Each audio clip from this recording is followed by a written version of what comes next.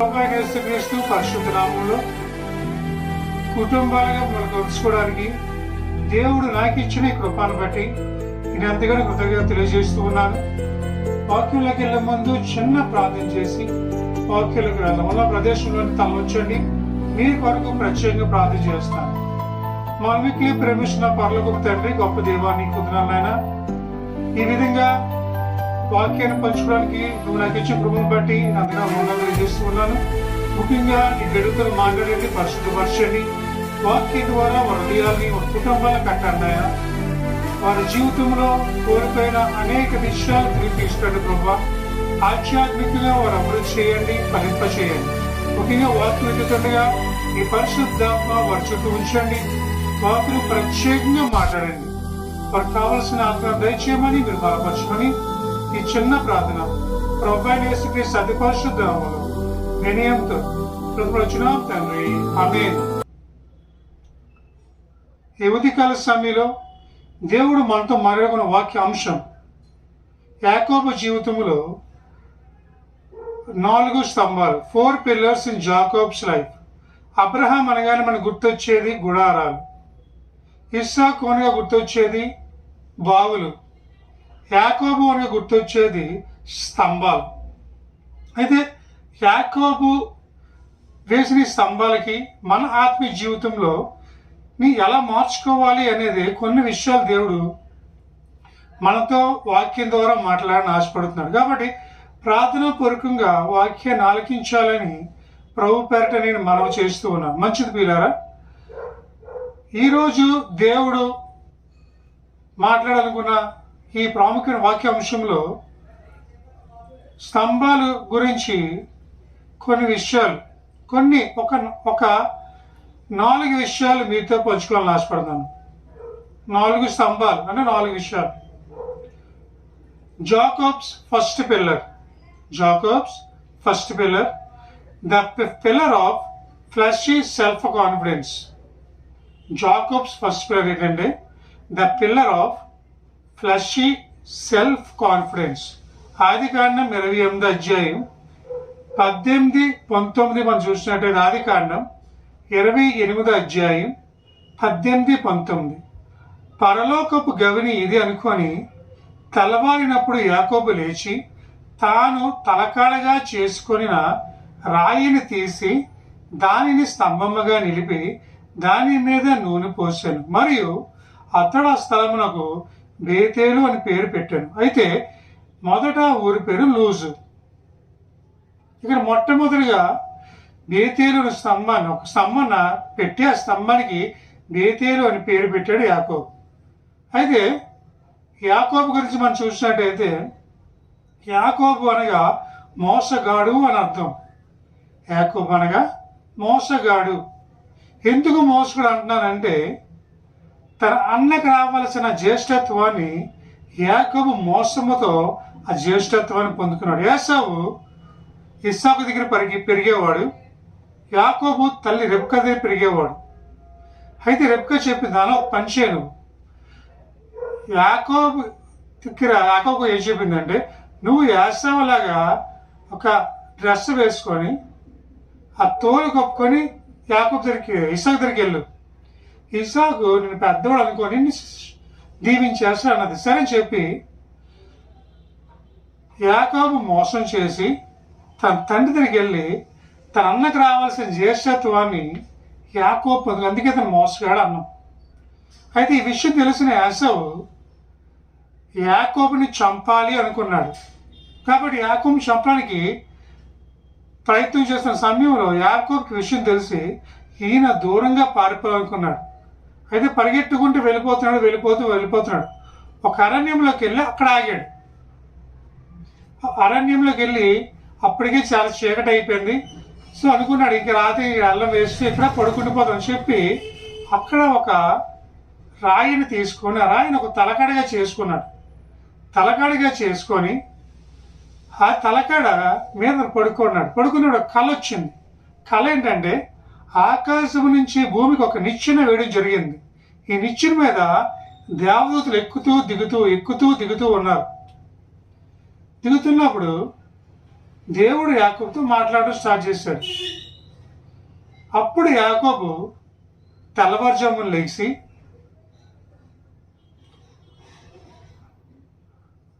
ఆ తలకాడగా చేసుకున్న రాయిని ఒక స్తంభంలాగా నిలిపి ఆ స్తంభంకి బేతేలు అని పేరు పెట్టాడు. ముందుగా ఊరి పేరు లూజు, దాన్ని బేతేలుగా మార్చాడు. ఎందుకంటే ఇది పరలోక గవని, ఇక్కడే నేను దేవుని మందిరాన్ని కడతాను, ఇక్కడే దేవుని మందిరం స్థిరపరుస్తాను, కాబట్టి ఈ ఊరికి నేను బేతువులు అని పేరు పెడతాను చెప్పి ఆ ఊరికి పేరు పెట్టడం జరిగింది. అయితే ఎప్పుడైతే తెల్లవారుజామున లెగిసాడో యాకోబుకి చాలా ధైర్యం వచ్చిందండి. ఎంత ధైర్యం అంటే ఏమైనా చేయగలను. నిన్నటి చాలా భయపడ్డాడు, రాత్రికి చాలా భయపడ్డాడు, చంపేస్తారు నన్ను, మా అన్న అలాగే నన్ను చంపేసిన భయంతో పారిపోతున్నా ఈ యాకోబుకి ఒక ధైర్యం వచ్చింది. ఎందుకంటే దేవుడు నాకు తోడుకుంటాడు, దేవుడు నాతో ఉంటాడు, దేవుడు నన్ను నడిపిస్తాడు, దేవుడు నన్ను బలపరుస్తాడు, నాకు సహాయం చేస్తాడు అని ఒక ధైర్యము దేవుడు కదా మాట్లాడతాడు. యాకోబు, నీతో నేను ఉంటాను, నువ్వు ఎక్కడికి వెళ్ళి నేను వస్తాను, నేను ఆశీర్వదిస్తాను, నేను అన్ని విషయాలు దీవిస్తాను, మంచి ఆహారాన్ని ఇస్తాను, అన్ని నీ జీవితంలో చేస్తానని చెప్పి యాకోబుకి ఒక ధైర్యాన్ని దేవుడు ఎంత ఆత్మవిశ్వాసం ఇచ్చింది. కానీ దీన్ని సెల్ఫ్ కాన్ఫిడెన్స్ అన్నాం. ఈ రోజులో చాలా మందికి అదే లేదండి, ఆత్మవిశ్వాసం ఉండలేదు. చేద్దాం అనుకుంటున్నారు కానీ చేయలేకపోతున్నారు. ఎవరి జీవితంలో సెల్ఫ్ కాన్ఫిడెన్స్ ఉండదో వాళ్ళు అడుగు ముందుకు వేయలేరండి. మనకి ధైర్యం ఇచ్చేవాడు యేసయ్య. దేవుడు అన్నాడు, భయపడొద్దు, నేను తోడుకుంటాను. ఎర్మియా అంటాడు కదా, ప్రభా నేను అంతటి వాడిని అయ్యా, నేను బాలుడిని అంటున్నాడు. అప్పుడు యేసయ్య అన్నాడు, నువ్వు ఎర్మియా బాలుడిని అనవద్దు, నువ్వు తల్లి గర్భంలో ఉన్నప్పుడే నేను నిన్ను రూపించుకున్నాను, కాబట్టి ఇక మీద నువ్వు బాలుడు కాదు, అక్కడికి వెళ్తే నాతో పాటు వస్తాను, నువ్వు వెళ్ళు, ప్రజలు తిరిగి నడిపిస్తాను, నువ్వు వాక్యం స్టార్ట్ చేయి, నేను నీతో మాట్లాడతాను అని యెరెమీయాతో దేవుడు స్వయంగా మాట్లాడు. అదే దేవుడు నీతో మాట్లాడుతున్నాడు. God want to give you self confidence in your life. ఒక ధైర్యాన్ని, ఒక భరోసా దేవుడికి ఇవ్వాలని ఆశపడుతున్నాడు. కుమార్ భయపడకు, దిగులు పడకు, ఈరోజు దేవుడు నీతోనే మాట్లాడుతూ ఉన్నాడు. God want to give you self confidence, ఆత్మవిశ్వాసాన్ని దేవుడు ఇవ్వాలని ఆశపడుతున్నాడు. నీలో ఒక కోల్పోయిన ఆ ధైర్యాన్ని, కోల్పోయిన ఆ నమ్మకాన్ని దేవుడికి తిరిగి ఇవ్వాలని ఆశపడుతున్నాడు. యాకోబు దేవుడు అదే ఇచ్చాడు. రాత్రికాల సమయంలో రాత్రి భయంతో పారిపోతున్న యాకోబుని రాత్రి దేవుడు దర్శించి మళ్ళటి రోజు ఆ ధైర్యాన్ని దేవుడు యాకోబుకి ఇచ్చాడు. ఈరోజు అదే ధైర్యం దేవునికి వాళ్ళని ఆశపడుతున్నాడు. కుమార్తె, God want to give you ఏ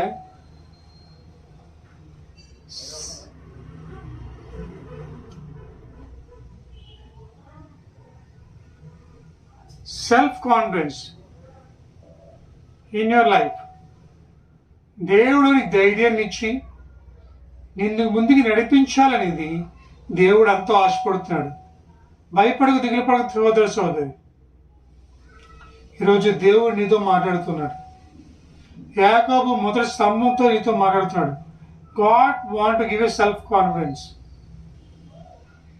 మోషే అంటాడు కదా, ఫర్దర్కి వెళ్ళే ముందు, ప్రభా నేను ఎంతటి వాడిని, అతను చూస్తే రాజు, నేను చూస్తే మామూలు వ్యక్తిని, ఎలాగా ఫరోని ఎదుర్కోగలంటే, మోషే నువ్వు భయపడకు, దిగులు పడకు, ఇదిగో ఇంక నేను తోడుగా రాబోతూ ఉన్నాను, ఫరో ఎదుట నేను సాక్షికి నిలబెట్టబోతున్నాను, నీ ద్వారా అద్భుతాలు చేయాలని ఆశపడుతున్నాను అంటాడు.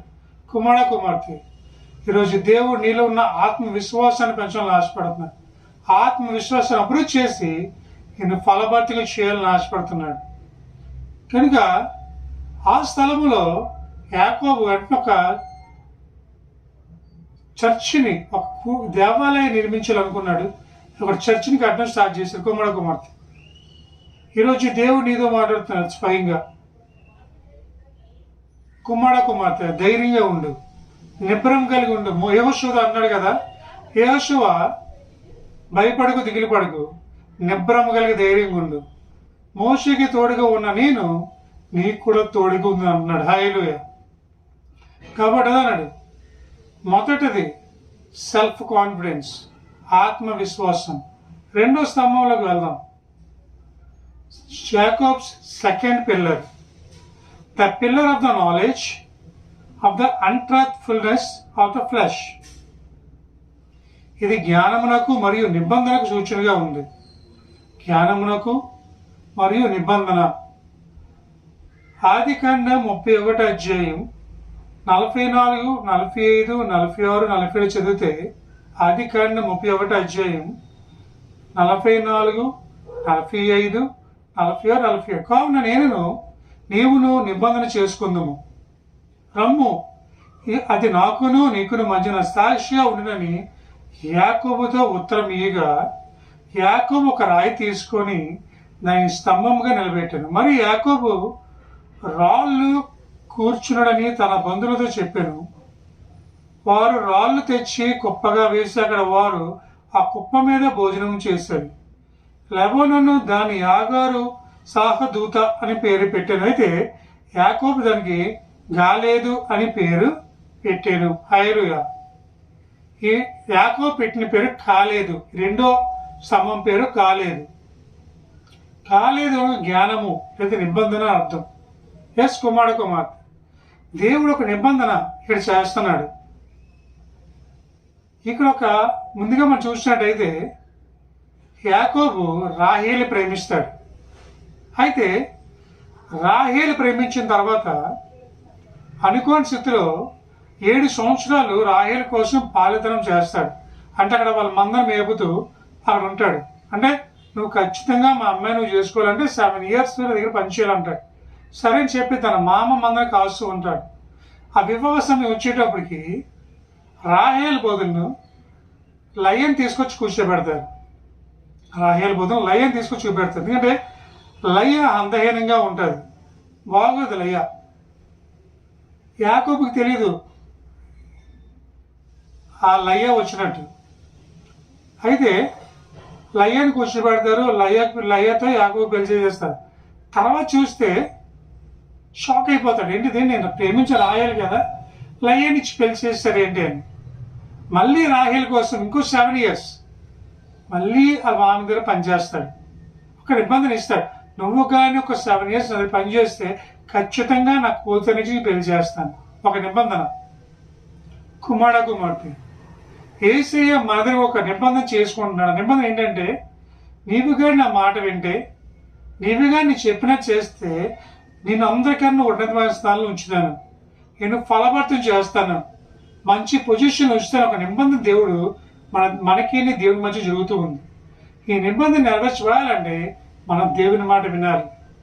మనం ఎటువంటి నిబంధన కలిగి ఉన్నాం? దేవుళ్ళు ఎన్నో కవనెంట్లు చేస్తున్నాడు, నిబంధనలు చేస్తాడు, వాగ్దానం చేస్తుంటాడు. నిబంధన దేవుడు, ఎందుకంటే నిబంధనలు నెరవేర్చే దేవుడు మన దేవుడు. ఆయనకి మనకు ఒక నిబంధన చేసుకుని, ప్రభా నీవు కానీ నన్ను దీవిస్తే నీ సన్నిధికి వస్తాను, మనం ఒక నిబంధన చేసుకుంటాం. కానీ ఒక్కోసారి ఆ నిబంధన మనం మర్చిపోతాం. కానీ యేసయ్య మాట ఇస్తే మాట తప్పనివాడండి. ఒక నిబంధన చేసుకుంటున్నాడు దేవుడు. అబ్రహాంతో నిబంధన చేసుకున్న, అబ్రహాం నువ్వు కానీ నా మాట విన్నట్టయితే నేను ఆస్వాదిస్తాను అన్నాడు. అబ్రహాము దేవుని మాట విని దేవుని లోకాన్ని విడిచిపెట్టి దేవునితో వెంబడించినప్పుడు అబ్రహాం దేవుని ఆస్వాదించాడు. అబ్రహాం ఒక నిబంధన, నీకు కుమారుని ఇస్తా అన్నాడు, కుమారుని ఇచ్చాడు. అంటే దేవుడు ఒక నిబంధన చేశారంటే ఆ నిబంధన మన జీవితం నెరవేరుస్తాడు. అయితే మనలో ఉండవలసింది ఏంటంటే నమ్మకం. దేవుడు చేస్తాడు, దేవుడు నెరవేరుస్తాడు, దేవునికి సమస్తము సాధ్యం. ఒక నిబంధన మనం కూడా దేవునితో చేసుకుంటున్నాం. దేవుడు మనతో కూడా ఒక నిబంధన చేసుకుంటున్నాడు. కుమార్తె ఇక కూడా ఒక నిబంధన చేసుకున్నాడు. అప్పుడు వాళ్ళు అంటారు, యాకోబుతో అంటున్నాడు కదా, కావున నీవు ఒక నిబంధన చేసుకుందాం, రమ్ము, అది నాకు నీకు నువ్వు ఒక సాక్షిగా ఉండని యాకోబుతో ఉత్తరం ఇయ్యగా. సాక్షిగా ఈ రాయి ఏమవుతుందంటే నీకు నాకు సాక్షిగా ఉంటుంది. రేపొద్దు ఈ రాయి చూసినప్పుడు ఒక నిబంధన. ఒక్కోసారి చూడండి, మన ఎప్పుడైనా కొన్ని ప్రదేశాలు వెళ్ళినప్పుడు కొన్ని పేర్లు రాయిల మీద కనిపిస్తూ ఉంటాయి. నేను ప్రేమిస్తున్నాను, నువ్వు లేకపోతే జీవించలేను, అలాంటి కొన్ని నిబంధన రాయిల మీద రాస్తుంటే అది వెళ్ళినప్పుడల్లా రాయిని చూసినప్పుడల్లా అవన్నీ జ్ఞాపకం వస్తూ ఉంటాయి. ఆ రాయి మీద రాసిన అక్షరాలు మన జ్ఞాపకం ఉంటాయి. కొన్ని ప్రదేశాలకు వెళ్ళినప్పుడు అవి మనకి పాత జ్ఞాపకాలు గుర్తొస్తుంది. అంటే ఒక నిబంధన రాయి మీద మనం చేసుకున్నాం, అలాగే ఒక నిబంధన చేసుకుంటున్నాడు. ఏంటంటే ఇదిగో ఈ నిబంధన నీతో ఇస్తున్నాను, ఖచ్చితంగా నేను రాయాలు ఇచ్చి పిలిచేస్తాను అన్నప్పుడు. అలాగే లెబనాన్తో కూడా ఒక నిబంధన, నువ్వు అవతలు ఉండి నేను యువతలు ఉంటాను, ఇది మనకు ఒక నిబంధన ఉంచుతాను అంటున్నాడు యాకోబు. కుమార్తె, God want to make you success in your life and want to give you one word. దేవుడు ఒక నిబంధన పదాన్ని నీకు ఇవ్వాలని ఆశపడుతున్నాడు. అదేంటంటే నువ్వు బ్రతికినంత కాలము నువ్వు ఆశీర్వదించకూడదు అంటే ఆలోచిస్తాడు ఆయన. దీవిస్తాడు, దీవిస్తాడు. ఒక నిబంధన కుమార్తె. ఈరోజు అదే నిబంధన దేవునితో చేస్తూ ఉన్నాడు. God was building one great word on you, one great covenant on your life. ఒక నిబంధన స్పదమైన పాలు నీకు ఇవ్వాలని ఆశపడుతున్నాడు. కాబట్టి ఇటువంటి ఒక రాయి నీ జీవితంలో ఉండాలని దేవుడు ఆశపడుతున్నాడు, నిబంధన రాయి. అదే రెండో రాయి యాకోబు నిలబెట్టిన రాయి, కుమార్తె. ఆ రాయి నీ జీవితంలో ఉండాలి, ఈ నిబంధన రాయి నీ జీవితంలో ఉండాలి. దేవునితో నీకు ఒక నిబంధన కలిగి ఉండాలి, ఒక ప్రణాళిక కలిగి ఉండాలి. అప్పుడు దేవుడిను బహుగా ఆశీర్వదించడమే కాకుండా ఉన్నతమైన స్థానంలో దేవుడిని ఉంచాలని ఆశపడుతున్నాడు. నమ్మి వరామని చెప్దాం కుమార్తె. కనుక యాకోబు జీవితంలో ఈ రాయి ఎంత అవసరమో మన జీవితంలో కూడా ఈ రాయి అంతే అవసరం, గుర్తుపెట్టుకోండి. కాబట్టి రెండో రాయి మన జీవితంలో ఉండాలి. మూడో రాయికి వెళ్దాం. Jacobs third pillar, the pillar of confidence in living God. The pillar of confidence in a living God. జీవము గల దేవుని యందు విశ్వాసం. ఈ రాయికి అర్థమైందండి, జీవము గల దేవుని యందు విశ్వాసం. ఆదికాండం 35:14-15 చూస్తే, ఆదికాండం 35:14-15 ఏమన్నాడంటే, ఆయన తనతో మాట్లాడిన చోట యాకోబు ఒక స్తంభం అనగా రాతి స్తంభం కట్టించి దాని మీద పానర్పణం చేసి నూనెయు దాని మీద పోసి తనతో దేవుడు మాట్లాడిన చోటికి ఓ యాకోబు బేతేలు అని పేరు పెట్టను. వారి బేతేలు నుండి ప్రయాణమైపోయి. హల్లెలూయా. ఇక్కడ చూసినట్టయితే అక్కడ కూడా దేవుడు యాకోబుతో మాట్లాడాడు. ఆ మాట్లాడిన చోటే ఒక స్తంభం కట్టాడు. అయితే ఒకరోజు రాత్రి దేవునితో యాకోబు మాట్లాడుతూ ఉన్నాడు, యాకోబు దేవునితో మాట్లాడుతున్నాడు. ఆకాశం నుంచి దేవుడు భూలోకంలో రావడం జరిగింది. అప్పుడు యాకోబు దేవునికి ప్రభా నువ్వు దీవిస్తేనే కానీ, నువ్వు ఆశీర్వదిస్తే కానీ, నువ్వు నన్ను ఇక్కడ దీవిస్తే కానీ నేను విడిచిపెట్టను అన్నాడు. అంటే విసుకోక ప్రార్థన చేస్తున్నాడు యాకోబు. దేవుడు అంటున్నాడు, అమ్మ వదిలే నన్ను, ఇంకంతకాలం నన్ను అలా పట్టుకోనంటే వదిలే. అంటే ప్రభా నువ్వు దీవిస్తే కానీ విడిచిపెట్టనయ్యా, నువ్వు నన్ను ఆస్వాదిస్తే కానీ విడిచిపెట్టను, నువ్వు నన్ను నడిపిస్తే కానీ నేను విడిచిపెట్టను, నువ్వు నాతో మాట్లాడితే కానీ నేను విడిచిపెట్టను అని ఒక పట్టుదలతో దేవుణ్ణితో పెనుగులాడుతున్నాడు యాకోబు. అలా రాత్రంతా పెనుగులాడుతూ ఉన్నాడు. ఆఖరి దేవుని కోపం వచ్చి యాకోబుని చాలా దూరం విసిరేస్తాడు. అయినా మళ్ళీ పరిగెట్టుకుంటూ వచ్చి యాకోబు దేవుని కాళ్ళు పట్టుకొని లాగేస్తూ ఉంటాడు. యాకోబుని ఎంత బతిమాలిన దేవుడు యాకోబుని విడిచిపెట్టలేదండి. తెల్లవారు అయిపోయింది, రాత్రంతా వెంగులాడుతున్నాడు. మార్నింగ్ అయిపోయింది, డే అయిపోయింది. ప్రభు అంటున్నాడు తెల్లవారు అయిపోయింది, వెళ్ళిపోవాలన్నా సరే యాకోబు విడిచిపెట్టలేదు. అప్పుడే ఇంకా దేవుడు ఒక నిర్ణయం తీసుకున్నాడు, ఇతను విడిచిపెట్టేలా లేడు, ఇతను నన్ను అసలు విడిచిపెట్టేలా లేడు కాబట్టి ఇతన్ని ఖచ్చితంగా దీవించేస్తానని చెప్పి యాకోబుని దేవుడు దీవించడం స్టార్ట్ చేశాడండి. ఒకటన్నాడు యాకోబు, నువ్వు మనుషులతోనూ దేవునితో కూడా పొంగిలాడావు కాబట్టి ఇక మీదట నువ్వు ఇశ్రాయేలుగా ఉండబడవు. ఇక మీదట యాకోబుగా ఉండబడవు కానీ ఇజ్రాయేలు అనపడతావు అన్నాడు. ఇక మీదట నువ్వేమనబడవు, ఇజ్రాయేలుగా ఉంటావు, యాకోబుగా ఇంక పిలవబడవు. ఇక్కడ నువ్వు మోసగాడు కాదు, ఎందుకంటే మనుషులతోని పోరాడావు, దేవునితో కూడా పోరాడు. కాబట్టి ఇక మీద నువ్వు ఇజ్రాయేలుగానే ఉంటావు, యాకోబుకి ఎప్పుడు ఉండవు అని దేవుడు ఒక నిబంధన చేస్తాడు యాకోబుతో. అప్పుడు దేవుడు ఆ మాట్లాడిన చోటే, దీవించిన చోట ఒక స్తంభం నిలబెట్టాడు. ఆ స్తంభమే ఈ 3వ స్తంభం, కుమార్తె. ఈ స్తంభము జీవమగల దేవుని సాదృశ్యంగా ఉంది. మన దేవుడు జీవించే దేవుడు. ప్రకటన గ్రంథం 1:8 ప్రకారంగా అల్ఫా ఓమేగియో నేనే, భూత వర్త భవిష్యత్ కాలం ఉండిపోండి నేను అన్నాడు. ఐఆమ్ లివింగ్, మరణించాను కానీ తిరిగి లేచిన దేవుడును, పునరుద్ధాను, మీ మధ్యలో సజీవుడిగా ఉన్నాను. హల్లెలూయా.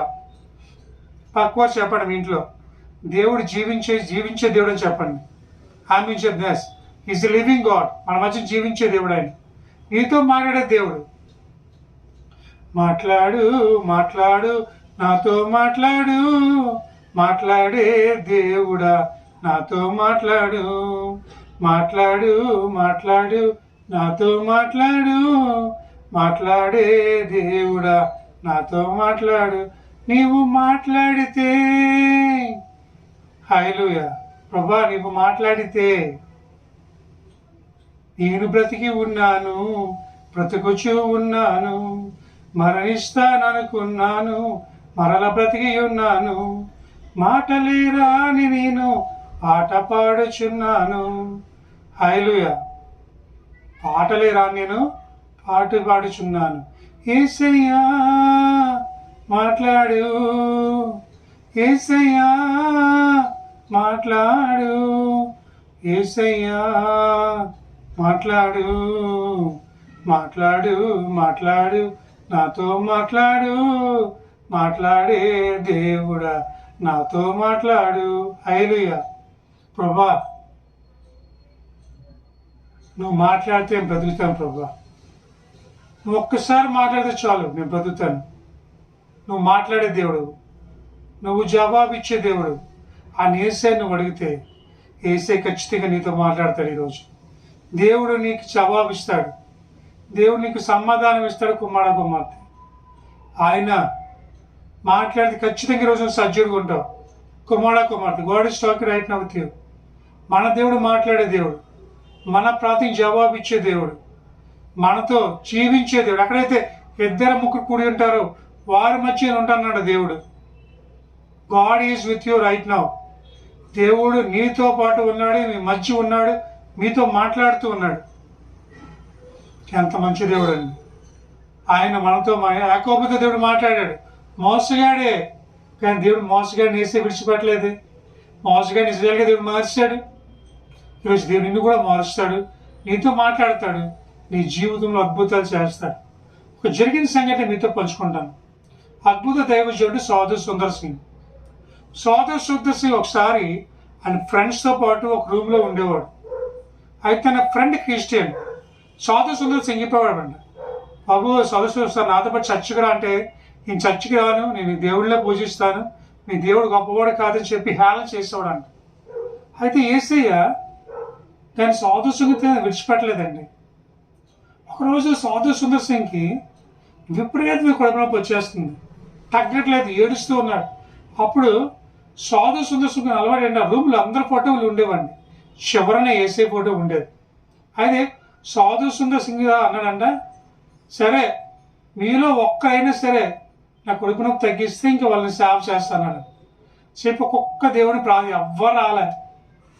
అయితే అనుకున్నాడు, నీకు ఎవరు రావట్లేదు కదా ప్రభు, ఇతను కూడా ఒకసారి ట్రై చేద్దాం, యేసు ప్రభుని ట్రై చేద్దాం, వస్తే చూద్దాం, లేకపోతే అనుకుని, నువ్వు నిజమైన దేవుడు అయితే నా దగ్గర రా అని ప్రార్థన చేసిన సడన్గా ఒక తెల్లని వస్త్రలేసిన వ్యక్తి ముందుకు వచ్చారంట.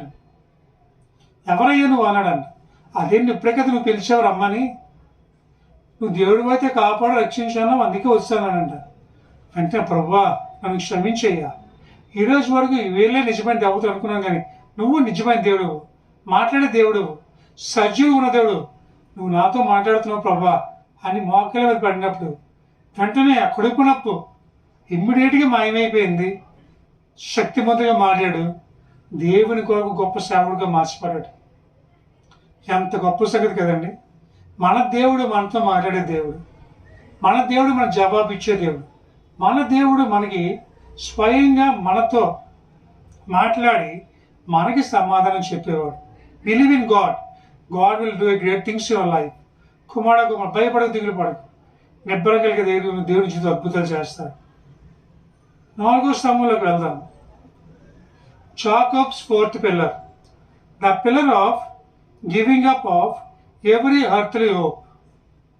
భూలోకంలో నిరీక్షణ. పరిశుద్ధ లేఖనం నుంచి ఆదికాండం 35 అధ్యాయం 19, 20 చూస్తే ఆదికాండం 35 అధ్యాయం 19, 20. అట్లు రాహేలు మృతి పొంది బెత్లెహేమునకు ఎఫ్రాతా మార్గమున పాతిపెట్టబడింది. యాకోబు ఆ సమాధి ఒక స్తంభముగా కట్టించింది.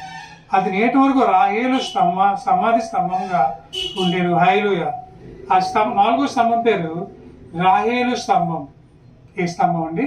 రాహేలు స్తంభం. చనిపోయిన తర్వాత అక్కడ ఒక స్తంభాన్ని నిర్మించాడు. ఆ స్తంభం పేరే ఇక్కడ మనకి దీన్ని బట్టి మనం అర్థం చేసుకోవాల్సింది ఒకటే, భూమి మీద నిరీక్షణ. ప్రసంగులు అందరు కదా, మరణం అందరికీ వచ్చును. మరణమే అందరికీ వస్తుందండి. నేను చనిపోతాను, మీరు చనిపోతారు. ఈ మధ్యకాలంలో కరోనా సమయంలో ఎంతోమంది చనిపోయారు. గొప్ప గొప్ప వాళ్ళు చనిపోయారు, రాజకీయ నేతలు చనిపోయారు, తెలివైన వారు చనిపోయారు, డబ్బు ఉన్నవారు చనిపోయారు, పేదవారు చనిపోయారు. అందరూ చనిపోయారు. కానీ వాళ్ళకున్న పొజిషన్ బట్టి వాళ్ళని ఒక్కొక్క ప్రదేశంలో పాతిపెట్టారు. అందరూ ఒక దగ్గర పాతిపెట్టారు. నువ్వు డబ్బున్నవాడవైనా, పేదవాడవైనా, ధనవంతుడైన, దరిద్రమైనా వెళ్ళిపోయేది మట్టి నేలలోకి. కుమార్తె మొన్నలోకి వెళ్ళిపోతుందండి. కానీ ఆత్మ దేవుడు దయచేసిన దగ్గరికి వెళ్ళిపోతుంది. ఈ ఆత్మ దగ్గరికి వెళ్ళిపోతుంది. కానీ ఈ శరీరం మాత్రం మట్టిలో కలిసిపోతుంది. కుమార్తె ఏదో నువ్వు లోకయాత్ర ముగిస్తావు. కీర్తన 90:10 అంటాడు కదా, ఆయుష్కాలము 70 సంవత్సరములు, అధిక బలం ఉండగా 85 సంవత్సరములు. అది కూడా ఆయాసము, దుఃఖమే. హైలుయ. నువ్వు బ్రతికితే 70 సంవత్సరాలు లేదా ఎక్సర్సైజెస్ అవన్నీ చేస్తే 90 సంవత్సరాలు, 80 లేదా 90, కొంతమంది 100 కూడా బ్రతుకుతున్నారండి. అది వేరే విషయం. అయితే ఎంత బ్రతికినా ఆయాసము, దుఃఖమేనండి. ఎప్పుడు వెళ్ళిపోదామా అనుకుంటాం ఈ లోకంలో. ఎందుకంటే కష్టాలు పడలేక, బాధలు పడలేక, ఈ సమస్యలు అనుభవించలేక కొంతమంది ఆత్మహత్య కూడా చేసుకుంటాం. ఎందుకంటే ఈ లోపల బ్రతకలేక. అయితే దేవుడు ఆత్మహత్య చేసుకోమంటలేదు, కానీ బ్రతికి చూపించమన్నాడు. అది యేసే కోరుకున్నాడండి. కుమార్తె నిరీక్షణ లేని ఇతరుల వల్ల దుఃఖించుట మంచిది కాదు అని అపోజిన పౌలు అంటున్నాడు. నిరీక్షణ ఇతరుల వల్ల మనం దుఃఖించుట మంచిది కాదు. ఎందుకంటే అందరి లోకాన్ని విడిచిపెట్టి వెళ్ళిపోతాం. రాహేలు వెళ్ళిపోయింది, యాకోబుకు స్తంభాన్ని కట్టించాడు. అక్కడ మనం కూడా సిమెంట్రీకి వెళ్తాం, చనిపోయిన వారిని బాధపడతాం, పైన ఒక స్తంభాన్ని కడతాం, అక్కడ date of burn, date of death రాస్తాం, కొంతమంది ఫోటోలు పెడతాం, కొంతమంది పువ్వులు పెడతారు, కొంతమంది క్యాండిల్ వెలిగిస్తారు. అవి మన నాటిన స్తంభాలే. కుమార్తె ఏదో ఒక దినాన్న ఈ లోకయాత్ర ముగిస్తాం. కానీ ఇక్కడ ఒక కాన్సెప్ట్ ఏంటంటే, మనం ఎంతకాలము బ్రతికాము అనేది కాదు, కానీ ఎలాగా బ్రతికాము అనేది ప్రాముఖ్యమైన విషయం. How many years you are living is not important, but how we are living is important. మనం ఎలా జీవిస్తున్నాం ఈ లోకంలో? యాకోబుగా ఉన్నాడు, మోసగాడు జీవించాడు. దేవునితో పెరిగిలాడిన తర్వాత ఇజ్రాయేల్గా జీవించాడు. మనం కూడా ఈరోజు యాకోబులా జీవిస్తున్నామా, ఇజ్రాయేల్గా జీవిస్తున్నామా, మోసగాళ్ళగా జీవిస్తున్నామా, దీనికి అనుకూలంగా జీవిస్తున్నాం? ఇదే రెండే ప్రశ్నలు మన జీవితంలో. If you live with God will go to the heaven, if you live with the devil will go to the hell. నరకంలోకి వెళ్ళిపోతున్నామంటే సాతానుతో సహవాసం, పరలోకంకి వెళ్తున్నామంటే దేవునితో సహవాసం. మనం బ్రతికిన కొద్ది కాలమైనా, అది 30 సంవత్సరాలు కావచ్చు, 40 సంవత్సరాలు కావచ్చు, 70 సంవత్సరాలు కావచ్చు, కానీ ఏదో ఒక దినాన మనం కూడా లోకయాత్ర ముగిస్తాం. ఏదో ఒక దినాన ఈ లోకయాత్ర ముగించి వెళ్ళిపోతాం. యాత్రికులు మాత్రమే మనం, గెస్ట్ అంతే. యాత్రికులుగా వచ్చేది అన్నాడు కదా, మీది ఈ లోకం కాదన్నాడు దేవుడు. దేవుడు అన్నాడు, మీరు పై ఉన్న వాడిని వెతకండి కానీ కింద ఉన్న వాడిని వెతకొద్దు. ఒకసారి అయ్యగారు అలాగే వాక్యం చెప్తున్నారన్న, బాబు మీరు పై ఉన్న వాడిని వెతకండి కానీ కింద ఉన్న వాడిని వెతుకుతున్నాడు. ఒక అమ్మగారు పరిగెట్టుకుని ఇంటికి వచ్చి అటక మీద ఎతుకుతూ ఉన్నారంట. వాళ్ళ అబ్బాయి వచ్చినాడంట, మమ్మీ ఏంటి మమ్మీ పైన ఎతుకుతున్నావు ఏమున్నాయంటే, లేదు అయ్యగారు పైన ఉన్న వాటిని వెతకమన్నారు, అందుకే పైన ఏమున్నాయి ఎతికేస్తా అన్నాడంట. వాక్యం శ్రద్ధగా ఆలకించారు. పై ఉన్న వాటిని వెతకమని అర్థమైన పైన ఉన్న వాటిని వెతకమని కాదండి, పరలోకంలో ఉన్నవి వెతకమని, భూలోకంలో ఉన్నవని మర్చిపోమని. పైన ఏమున్నాయి? శాంతి, సమాధానం, దీర్ఘశాంతం, కృప, ప్రేమ, దయాలత ఇవే ఉన్నాయి. ఈ లోకంలో అయితే కోపం, ద్వేషం, అసూయ, కామకృత్వాలు ఇవే ఉన్నాయి ఈ లోకంలో. కానీ నువ్వేమి దిగుతున్నావు? కుమార్తె మనం కూడా రాహేలు వల్ల ఒక దినాన్ని మరణిస్తాం. ఇసాకు యాకోబు వల్ల మనకు ఒక రోజు చనిపోతాం. కానీ చనిపోతే మనం ఎక్కడికి వెళ్తాం? పరలోకంగా నరకంగా. దేవుని మనకి ఇరికైన మార్గమే, కానీ ఇరికైన మార్గంలో మనం కరెక్ట్గా వెళ్ళగలిగితే తర్వాత విశాలమైన మార్గం కూడా మన కొరకు ఉంది. అదే పరలోక రాజ్యం. ఆ పరలోక రాజ్యంలో ఏముండదు తెలుసు, ఆకలి ఉండదు, దెప్పగా ఉండదు, ఈ ఉద్యోగం ఏం చేయవలసిన లేదు, అన్ని ఫ్రీయే. పరలోకంలో బంగార వీధుల నడవచ్చు. అటువంటి పరలోక రాజ్యం నీకు కావాలా? ఈ లోకంలో ఉన్న ఈ లోకాసులు కావాలా? నువ్వేం సంపాదించుకున్నావు కాదు, ఎంత మంచి పేరు సంపాదించుకున్నావు. That is very important. దేవుడు పరలోకం వెళ్ళాక అదే అడుగుతాడు, అమ్మా నువ్వు ఎన్ని ఆత్మలు సంపాదించి చూపించు అని తీర్పులు అడిగగలిగితే తీర్పులో నువ్వు ఉన్నావా లేదా అనేది నువ్వు ఒకసారి ప్రశ్నించుకోవాలి ఈరోజు. సో కుమార్తె, God is talking right now. ఈరోజే నీ జీవితాన్ని మార్చుకో. ఈ లోకాశలు విడిచిపెట్టు, మారు మనసు పొందు.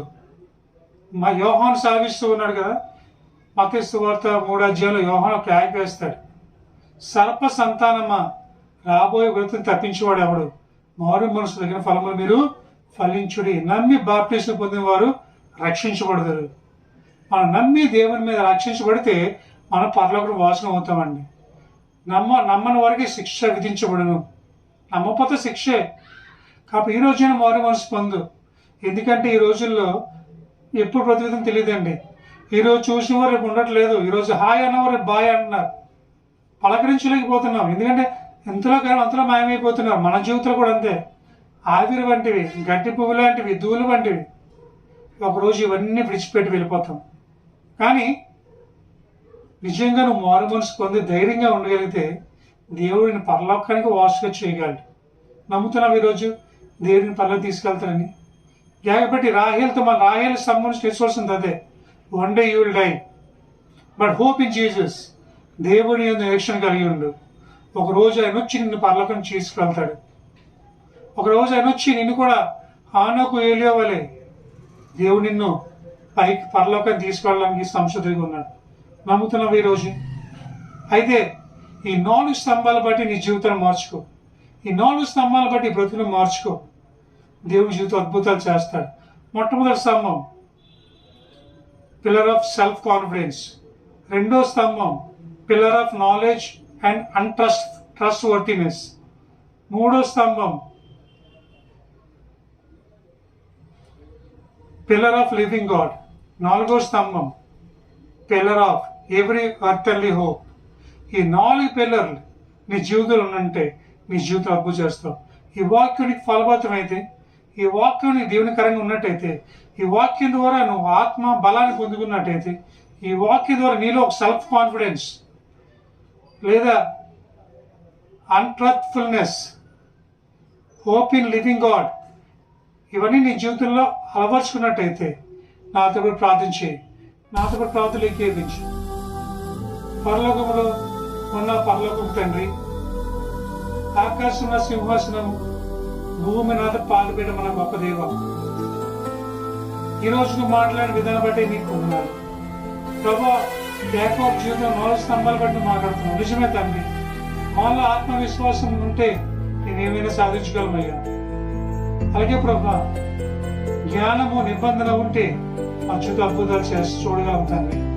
అలాగే ప్రభా, నువ్వు జీవించే దేవుడు అని మా మధ్య అద్భుతాలు చేస్తావు నమ్మకం మాలో ఉంటే జీవితంలో అద్భుతాలు చూడగలం తండ్రి. అలాగే ప్రభా, ఏదో ఒక్క రోజు ఈ లోక్యత ముగిస్తామని నమ్మి ప్రభా, మంచి పేరు తెచ్చుకునే వారుగా మేము ఉన్నట్టయితే ఈ రాజ్యం వాసులు చేసుకుంటాం. ఈరోజు వాక్యం ద్వారా మాట్లాడించినప్పుడు ఈ వాక్యం ప్రతి జీవితం ఫలపు చేయండి, బలవంతం చేయండి. వారి జీవితం ఏం కట్టండి ఆయన ప్రభావ సాధన ఎత్తుకెళ్ళిపోకుండా ఈ వాక్యాల వచనంలో ప్రభావ బలవంతం చేయండి. మంచి నిబంధనలో ప్రభావ 30 వంతులుగా ఆరోగ్యంగా ఫలపు చేయండి. ప్రతి ఒక్క కార్యం జరిగించినప్పుడు ఈ వాక్యం విని విడిచిపెట్టకుండా ఎవరు సాగు ఇచ్చేయండి. మీరే బాబు వాక్యం ద్వారా వచ్చిన కొత్త జరిగించమని ఎవరైతే ఆ ఏసే నాకు తోడుకున్న విశ్వాస ప్రార్థన చేస్తున్నారు వాళ్ళతో మాట్లాడుతున్నాను. నువ్వు మాట్లాడే దేవుడు అయ్యా, మా జీవితం అమరించే దేవుడు ప్రభా. ఈ వాక్యం వాళ్ళ జీవితం ఫలపించేయండి. మీరే ప్రభా అద్భుతంగా జరిగించండి. చిన్న ప్రార్థన పద సమర్పించుకోండి. మా నీటిలో ప్రేమ ఏసే పరిశుద్ధ వినయం తడుచున్నాము తండ్రి. ఆమేన్. యేసు రక్తమే జయం, శివ రక్తమే జయం. యేసు సంపూర్ణ విషయం కాక అపవాదికి నాశనంతం కలుగును గాక. ఆమేన్, ఆమేన్, ఆమేన్. మన తండ్రి ప్రేమ ప్రభు అయిన పరిశుద్ధమైన సహవాసం కూడిన మనకు మన కుటుంబాలు ఆయన ఆశీర్వదించి దీవించి ఫలవంతమైన జీవితం మన జీవితం కలిగి చేయను గాక.